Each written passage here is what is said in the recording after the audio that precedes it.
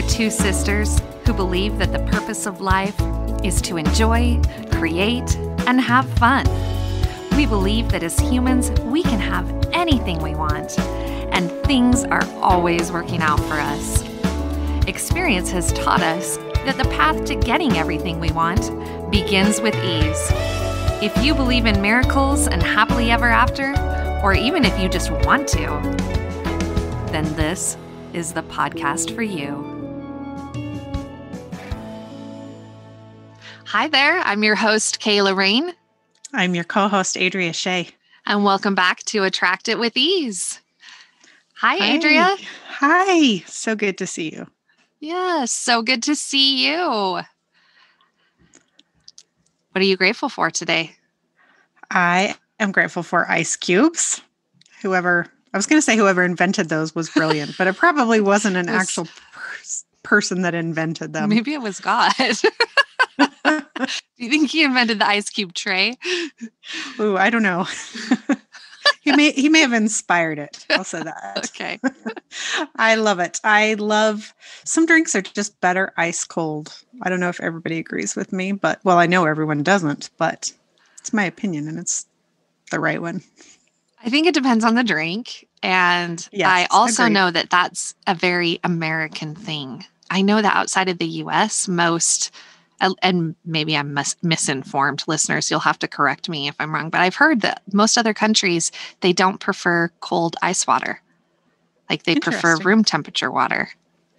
I have a friend that always wanted his drinks room temperature when we would go out to eat, and especially water. It just struck me as so odd. Well, in my opinion, the colder the better for drinks that are meant to be cold. Obviously, like not hot chocolate tea and stuff. Hot tea, hot chocolate, those are good hot. But water, yes, ice cold.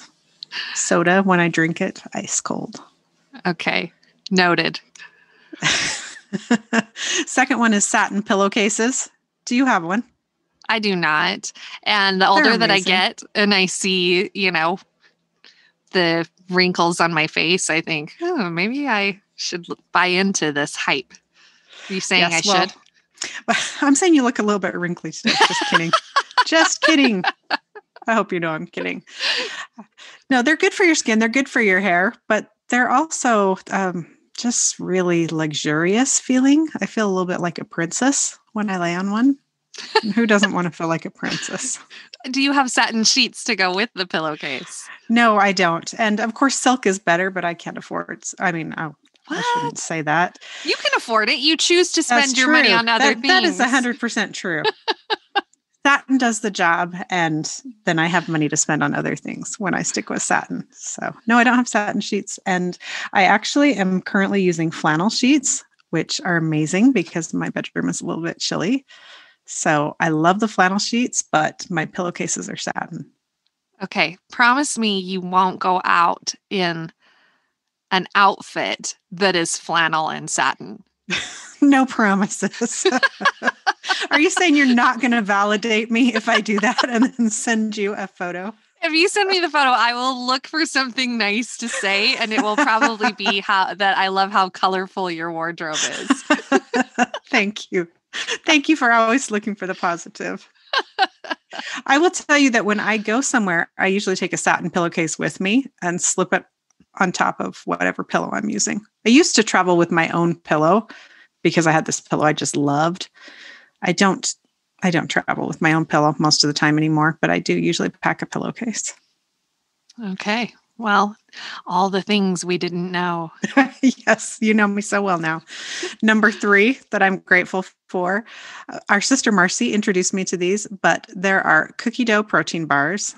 They are a protein bar with little teeny drops of cookie dough on top.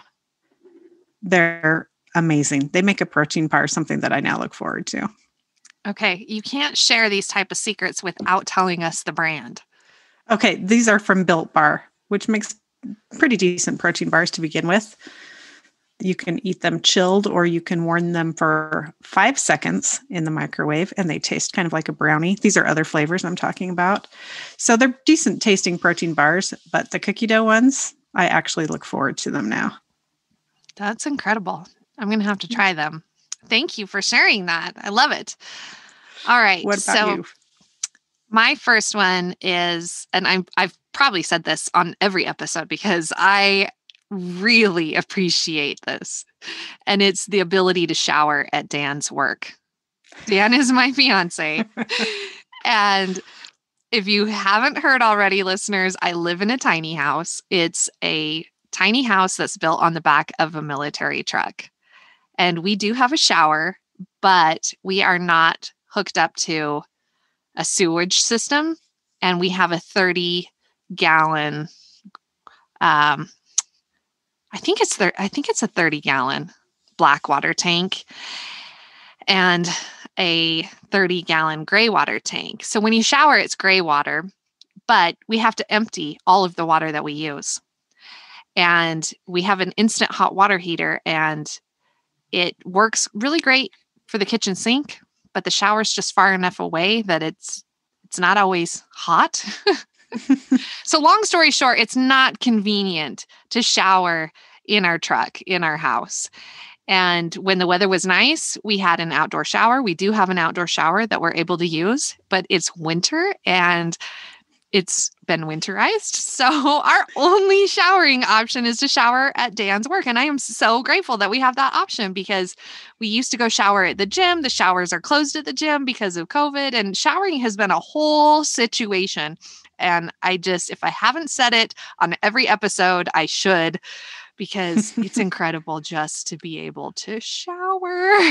I'm so grateful for that. That is huge. Yeah. And I don't think there's very many jobs that a person could actually shower at. So that's a real blessing. It is a real blessing. It's incredible. And I'm so grateful for that one. Next one is my toothbrush. I am on a toothbrush subscription program. And I know that sounds really weird, but I love my toothbrush. And every 3 months, I get a new toothbrush head shipped to me. It's only $5, but It's so nice that I never have to think about buying a toothbrush. It's an electric toothbrush. It just switches out the head every 3 months. It's on an auto ship. It comes to my house. It's amazing. I love it. I love my toothbrush. And I love the refill program. The last one is in that same vein, and that's Amazon Prime. I freaking love my Amazon Prime membership.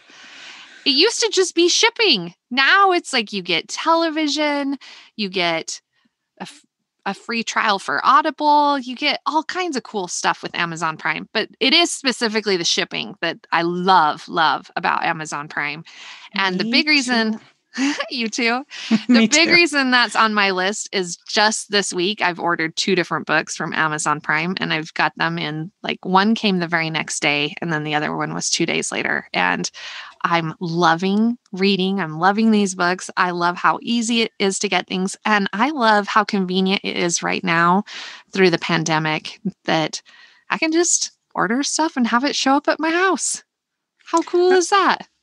I was going to say, for listeners that live outside the United States, they might not be familiar with what Amazon Prime shipping entails. So you should describe just how incredible it is. I bet they know. I feel like they know. I'm going to tell them anyway, but I feel like it's that big of a thing that even in other countries, they know what it is. But Amazon, if you're not familiar with Amazon, Amazon is a website where you can buy anything and everything, literally. Everything. Yes. Printer cartridges, jewelry, food, clothes. Yes. Office supplies. Satin sheets. Yes. All of it. But when you order from Amazon, you typically pay shipping. Occasionally, a seller will provide free shipping. But with Amazon Prime, there are a large portion of the items that are for sale that are included in Amazon Prime. And if you're a Prime member, you get free 2-day shipping. And most of the time it's 2-day. I think occasionally now with COVID, some things take a little bit longer, but it's typically free 2-day shipping. I get stuff delivered on Sundays, which even the mail doesn't come on Sundays unless it's Amazon Prime. Yeah, it's really incredible. It is so great. So That's my plug. This podcast is just going to turn into plugging other people's products because we have a tendency to do that. But yikes, we're consumers. The secret's out. The secret is out.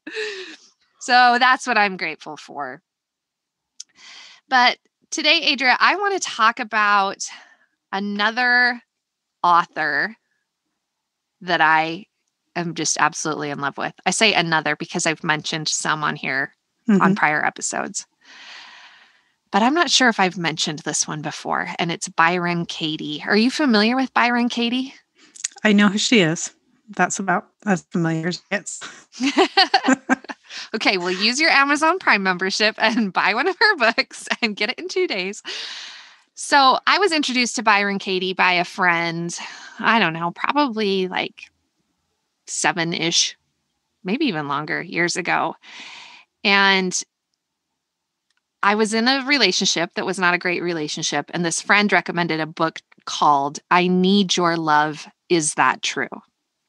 It's an incredible book.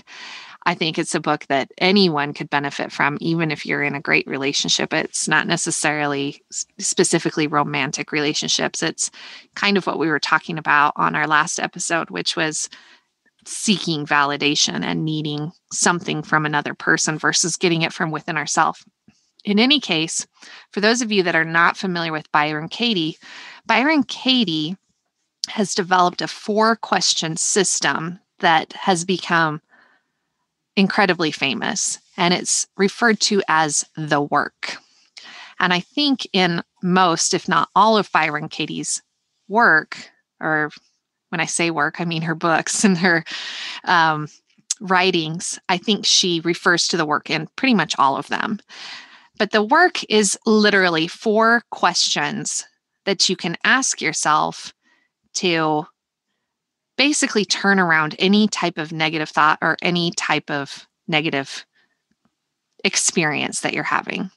And I want to talk about this today because we had an episode that was all about turning things around. We talked about taking our beliefs and flipping them to the opposite and trying to change the story. Well, the work uses that same philosophy of turning things around, but it's not necessarily just stuck on our beliefs or our beliefs about ourselves.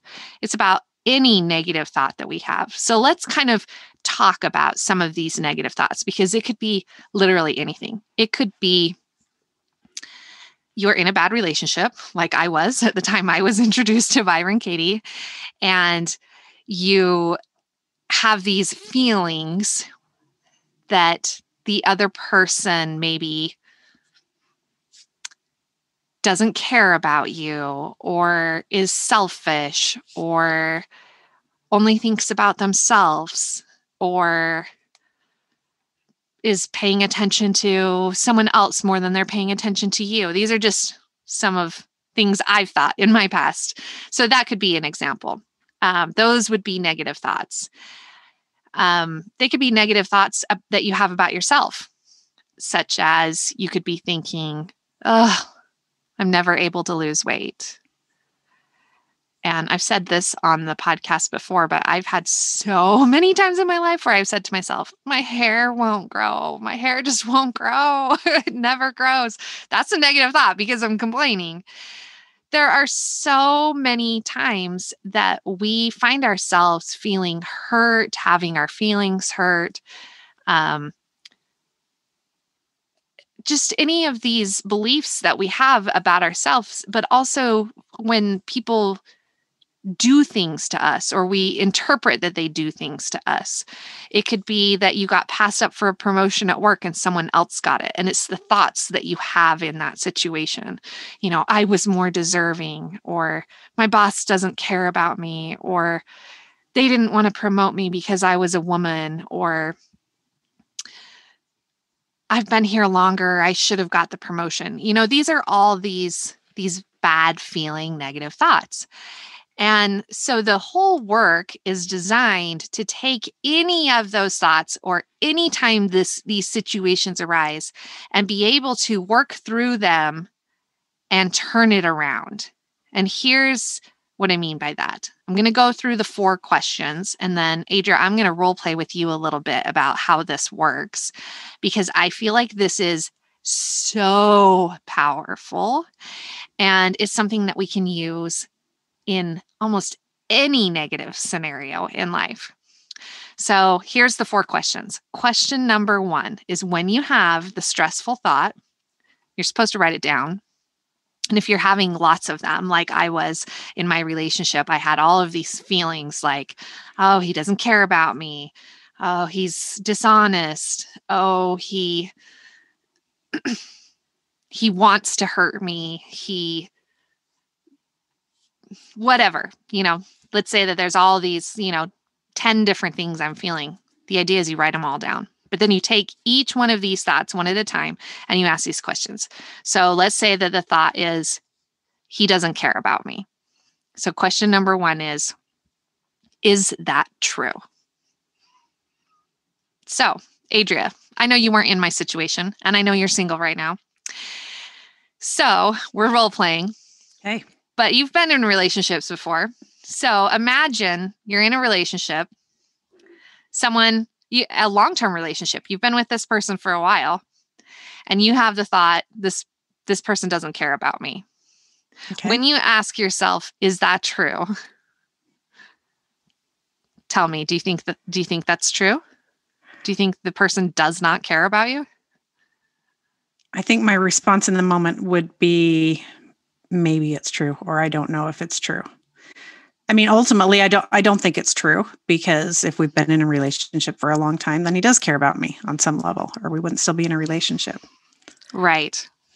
And I think you hit it spot on, because I think most of the time when you answer question 1, more often than not, your response is going to be, I'm not sure. Unless you really are sure that you're just making that up.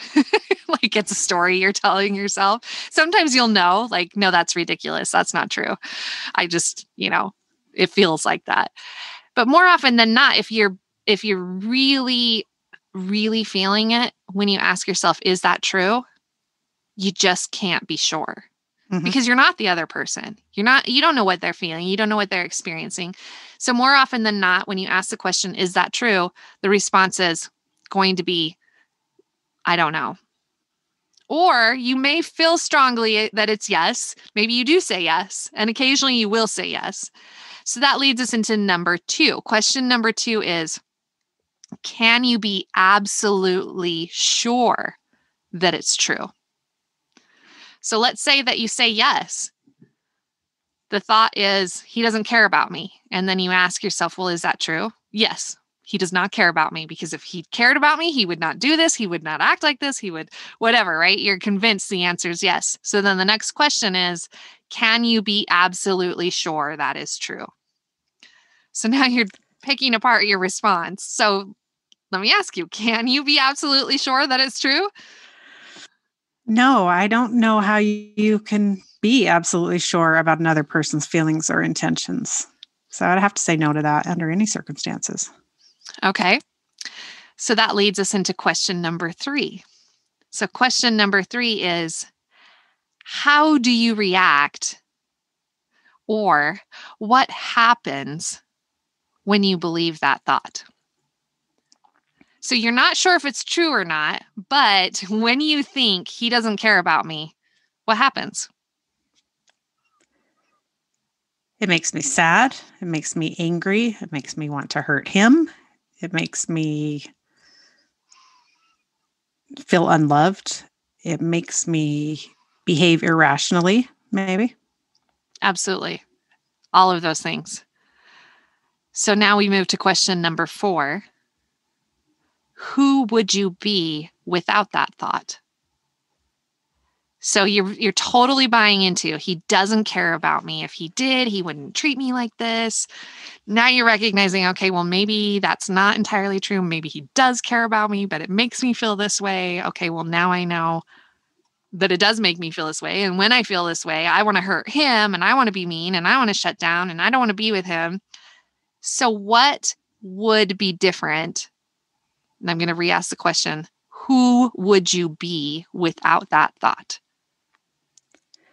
Without that thought, I would be my true self. I'd be aligned with my inner being.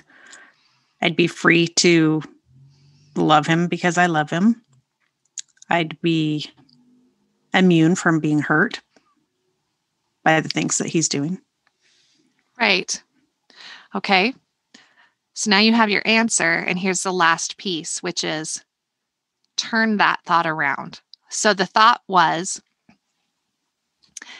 he doesn't care about me. So how can you turn that around?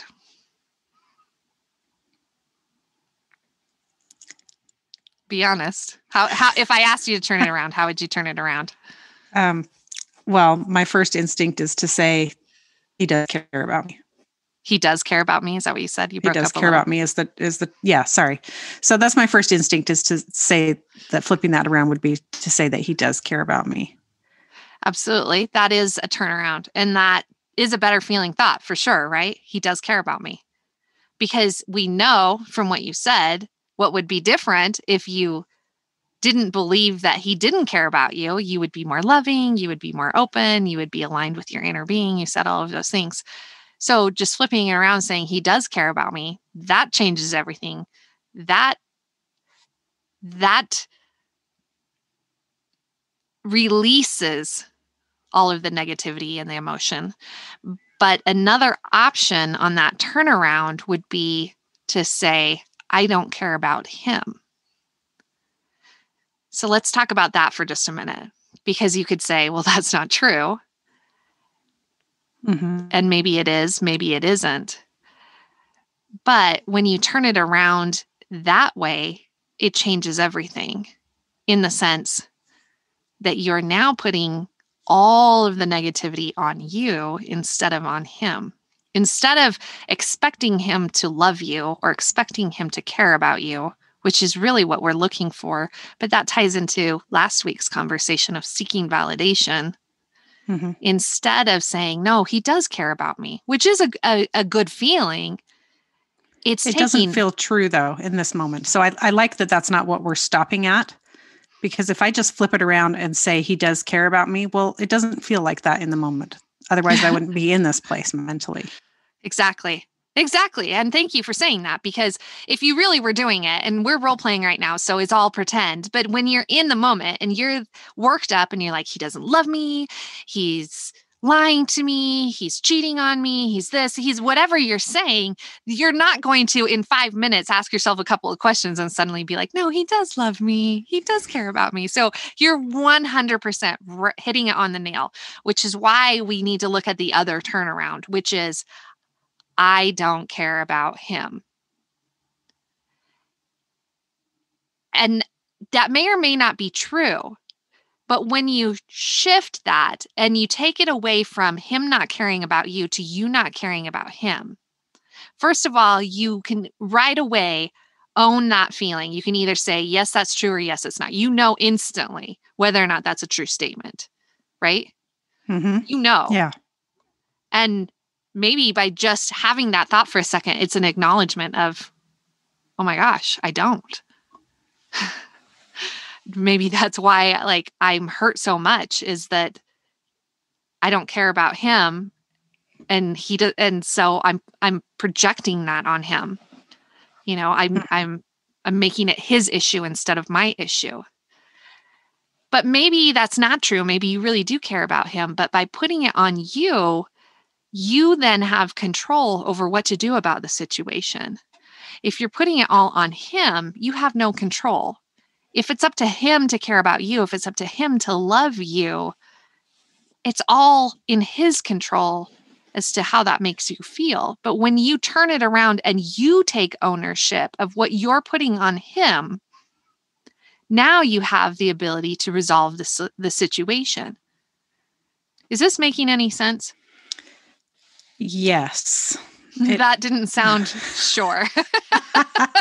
It makes sense, and it makes me feel better in this hypothetical situation. But it doesn't tie everything up in a neat bow. I feel like I still need to do some work to get to the point of not actually being hurt by his actions. So that's why this is called the work. Dang it, there's work Because involved. The whole 4-question process is doing the work within yourself. It's figuring out why that bugs you. Why does it rub me wrong? Why does that hurt my feelings? Why do I care so much? Why is that an issue? Because more often than not in life, people go about just being themselves. They do what they always do. They behave as they always behave. And we go around in life trying to change people and getting upset at the things that people do. And here's an example. Dan bites his nails. It drives me crazy. I don't bite my nails. I don't understand why he bites his nails. So I constantly am like getting on him when I see him biting his nails. And the other night he says to me, Kayla, why do you care so much? And I really thought about it and I thought, why do I care so much? It's not his issue. He has no issue with biting his nails. I have an issue with him biting his nails. Why do I have an issue with that? Why do I care? And it's not something he just started. He's done it since before I met him. He's done it his whole life. That's who he is. That's what he does. Why do I care about it? Why does it bug me so much? That's the work. The work is now I can think about, this is a great role play. Why do I get so upset about it? Why does it upset me? And those are the statements, because it makes his nails look bad. Well, is that true? Well, in my opinion, it's true. But is it everyone else's nails? So, so his nails have always looked fine to me. But that's the thing is this is my issue. And that's what we need to get down to the root of, is that the things that bother us are our issue. It's not the other person's issue. It's not the situation's issue. It's us that's taking issue with it. And it's figuring out, why do I have an issue with it? Number one, is the story I'm telling myself even true?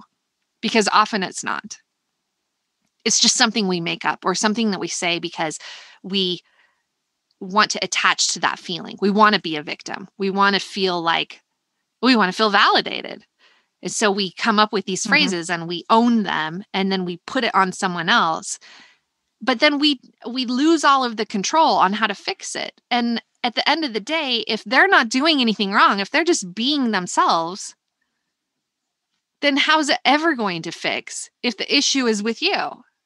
Until you recognize that the issue is with you, it's never going to resolve itself because Dan's not going to stop biting his nails. And if he does, then he's doing it for me. He's not doing it for him. But the likelihood is because he's doing it for me, he's not going to do it or he's not going to stick with it. So the only way the situation is going to get better is by me deciding to not have issue with it anymore. Does that make sense? Yeah, it does. So let's take it into a different scenario. Let's move away from another person and let's talk about negative thoughts that we have about ourselves. Okay. Let's role play the idea, I can't lose weight. Okay. Okay, so let's say that you have, I don't know, a lot of extra weight and you have tried everything under the sun. You've tried diet pills, you've tried Atkins, you've tried paleo, you've tried CrossFit, you've tried what's the lemonade diet? I don't know. Yes, the apple cider vinegar. Yes, all the things. Yes, that's exactly what I was thinking of, the cayenne pepper. All the things. You've tried all the things and you have not been able to lose weight. So you have this thought, I can't lose weight. Okay, so we're going to role play with this one. All right. So, Adria.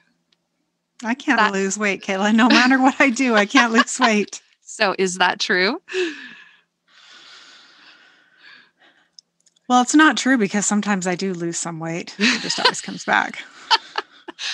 I tell you, there's been times in my life where I used to weigh myself every morning and I would fluctuate every single day. So in that sense, whether you're losing it or it's water weight or it's whatever, you're not always the same weight. So is that true? No, that is not true. Okay. So we can probably skip number 2, but number 2 is, can you be absolutely sure that it's true? And I couldn't be sure because I haven't tried I've tried every diet under the sun, but there are still diets I have not tried. So in this situation, I could not be absolutely sure yet. You have never been a contestant on the show Survivor and had to go 39 days eating only a cup of rice. Oh my gosh. Because I think you would lose weight if you did that. Anyway, so let's move to question 3. What happens or how do you react when you believe that thought? When you believe that you cannot lose weight, how do you react? I'm depressed. I feel like throwing up my hands and eating everything in sight because what's the point of even trying to be healthy? I am frustrated. I'm angry at myself. I feel like a failure. Yeah. These are all hypothetical, of course. Yes. We have no experience with this. I've never struggled with my weight. No, this is a very familiar feeling to me, actually. Okay, so we know what happens when we have that thought. And it's just, like you said, throw your hands in the air. I give up. Why even bother? Why even try? Nothing works. Nothing sticks. Okay, so question number 4, who would you be without that thought? If you did not believe that you could not lose weight, who would you be? Every day I would wake up and be my healthiest self. The idea of freedom from thinking about food or obsessing about exercise or beating myself up because I don't see a certain number on the scale or whatever. I would, in this hypothetical situation, I would be free. I would be healthy. I would be strong and vibrant and lean. Amazing. I think you went way further with that than I would, because I think I love that you went there. But I would say for me, if I was feeling like I couldn't lose weight and then I asked myself, well, who would I be without that thought? The answer would be, I would keep looking for solutions. I would try it again.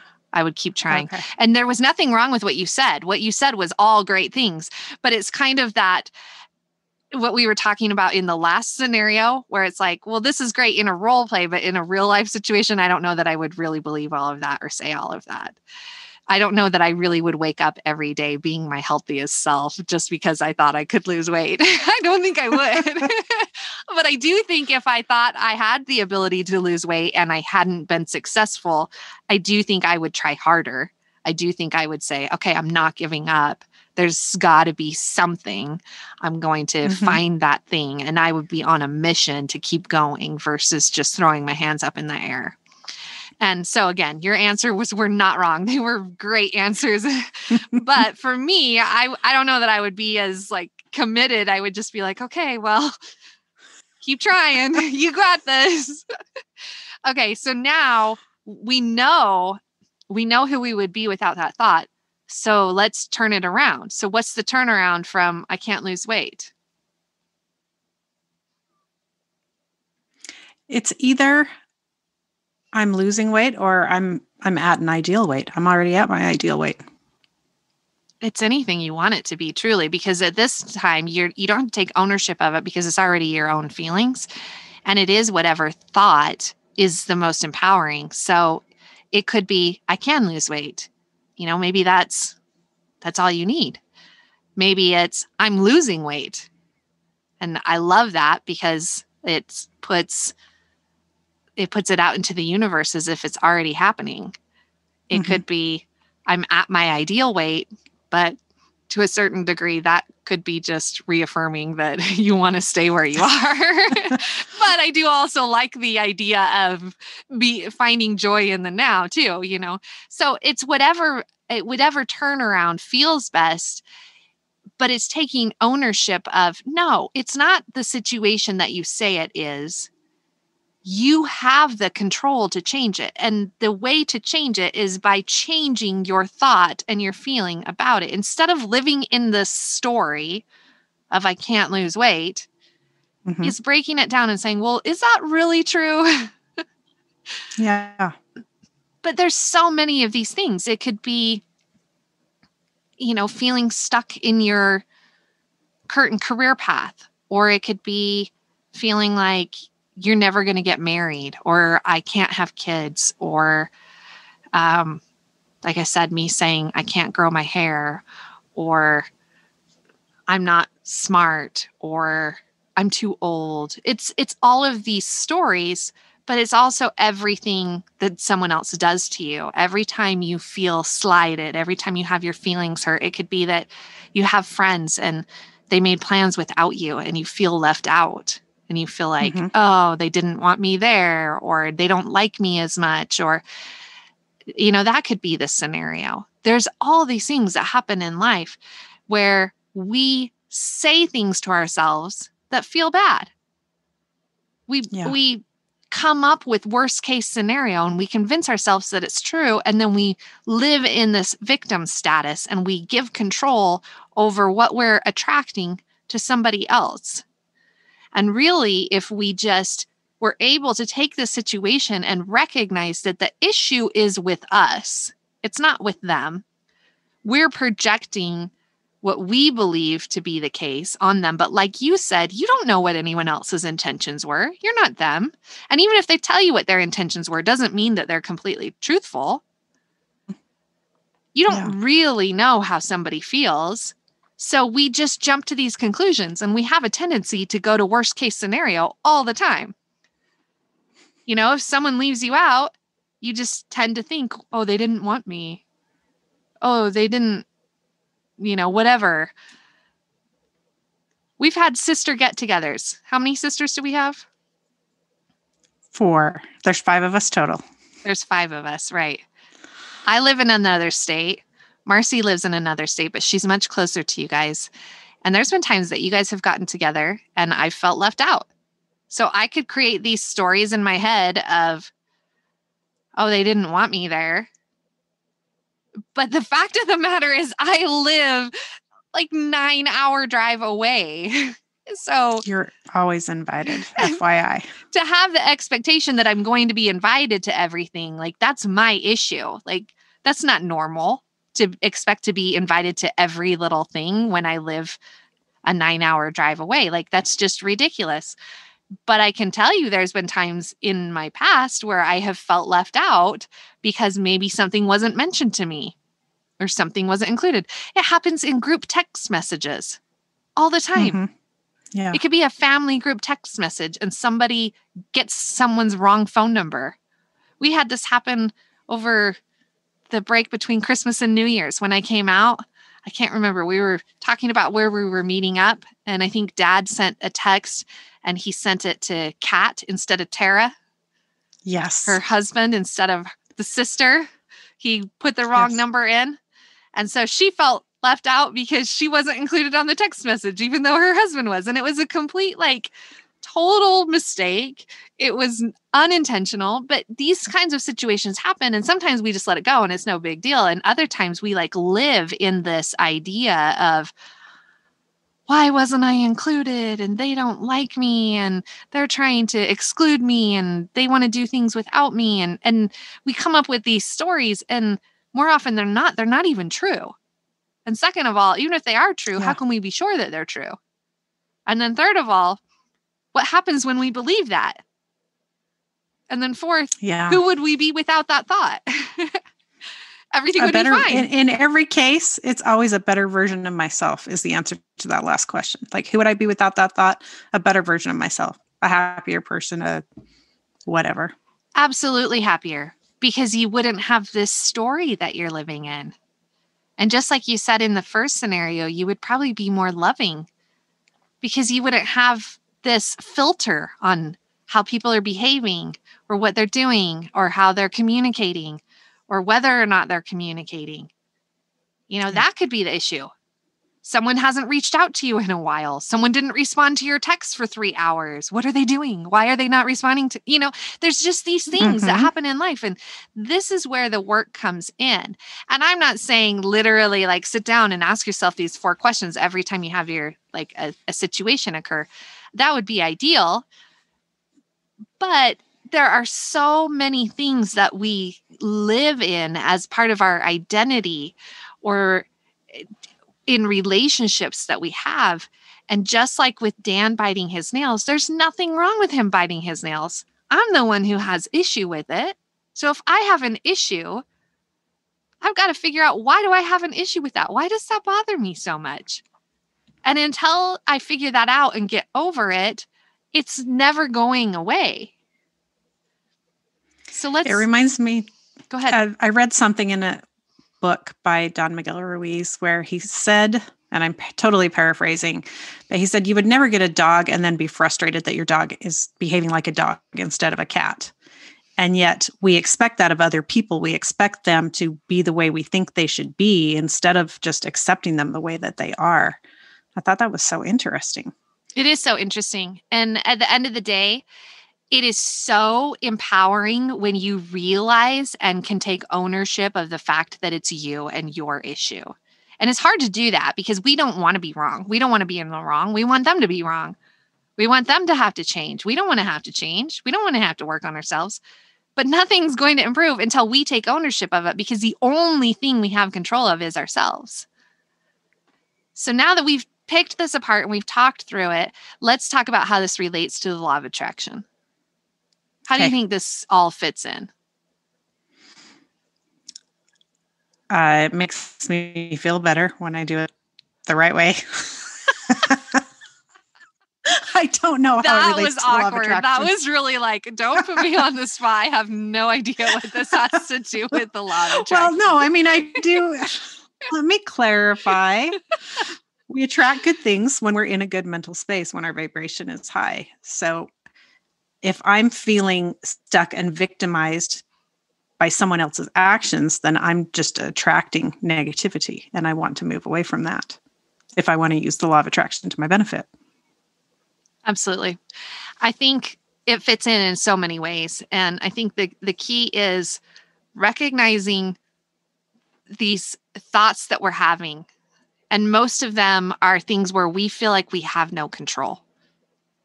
It is the victim status. You can feel a victim like, I have no control. I can't lose weight. I've tried. I can't do anything about that. Like, I have no control over that. That feels helpless. It's terrible to be in a situation where you feel helpless and you can't do anything. But the fact of the matter is, when you go through the work, you recognize that you are the only person that can do anything. So if you really are a victim and you can't do anything about it, what you can do is you can change how you feel about it. You can change your thoughts about it. Mm-hmm. So let's say that that's 100% true, that you can't lose weight. Okay, well, what can you do about that? You can change how you feel about it. You can own who you are. You can love yourself in the size you're in. I mean, that's generally not going to be where you go with the work. But if somehow you ended up in this place where you really are a victim and there's nothing you can do, you can at least still change your thoughts. You can at least change your attitude. You can at least decide how you're going to let that affect you. But more often than not, you're going to realize that the issue is not with the other person. The issue is not with the situation. The issue is with yourself. And now you can start picking apart, well, why do I have an issue with that? What do I need to look at? What do I need to change? And it's finding the ability to do the work on yourself and move to a better place. Because once you do the work on that situation, I promise you, it's going to play into other areas. Once I get over Dan biting his nails, I'll be able to get over other people doing other things like that. And it won't just be in relation to that one thing, because I'll recognize, oh, that's that piece of me that tries to control everything. Or that's that piece of me that thinks everything has to be my way or the way I think it should be. Once I resolve that, I've resolved that in a number of situations, not just the nail biting. So I think this is a really helpful tool. It's not my system. I take zero credit for it.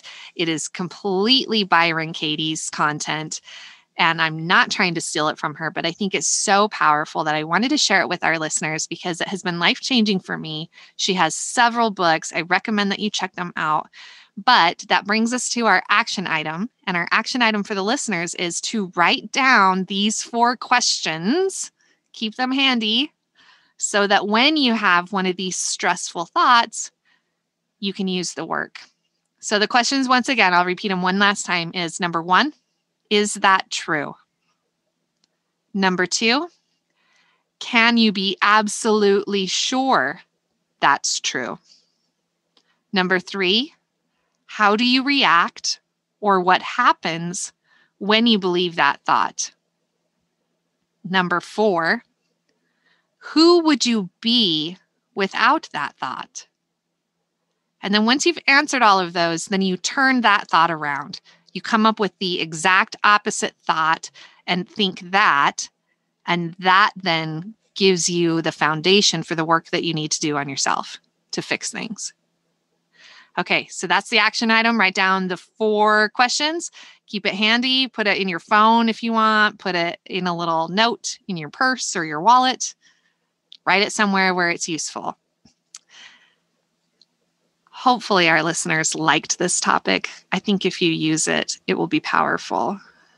But Adria, we now need to announce our winner for a bracelet. Yay, this is my favorite part. Of everything, this is your favorite? Sometimes. I'm going to have to do some work on that. Figure out why that bothers me. I'm just teasing. So first ask yourself, is it true? Is it true that this is really my favorite part? I could not be sure. All right. So our winner is Jane Doe. What that means is this is a person who did not put their name and put Jane Doe instead. So Jane Doe left us a review on Podchaser. Nice. And Jane Doe wrote us a really beautiful review. And for whatever reason, Jane Doe, I assume it's a she, but I could be wrong. Jane Doe didn't want us to know who she was. So Jane Doe, I hope that you will reach out to us. Send us an email at hello@attractitwithease.com. Tell us your address. And if you want us to address it to Jane Doe, we will. Tell us your word for the year and your address, and we'll send you your theme bracelet. So Adria, why don't you tell our listeners what I'm talking about? Every week this year, we will draw one name from those people who have submitted reviews of the podcast, and the lucky winner will receive a custom bracelet with their theme word of the year. Yes, and if you don't know what any of that means, go back and listen to episode 1 where we talk about selecting a theme for the year.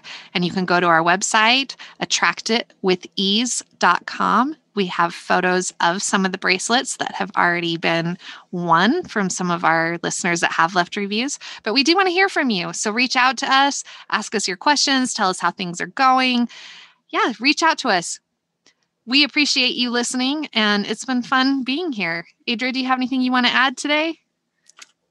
No, this is great. I'm excited. I'm excited to use this philosophy in some areas of my life. Well, I hope you do. Write it down. Put it in your wallet. I will do it. I'll probably be texting you and saying, help me figure out the exact opposite of this statement. What's the turnaround? Because right. I really don't want to own this. All right, fair enough. And listeners, you can do the same. Reach out and ask us. We're happy to help you. It was fun. I look forward to chatting with you next week. Thank you, Adria. Have a good night. Have a great night. Bye-bye. Bye-bye.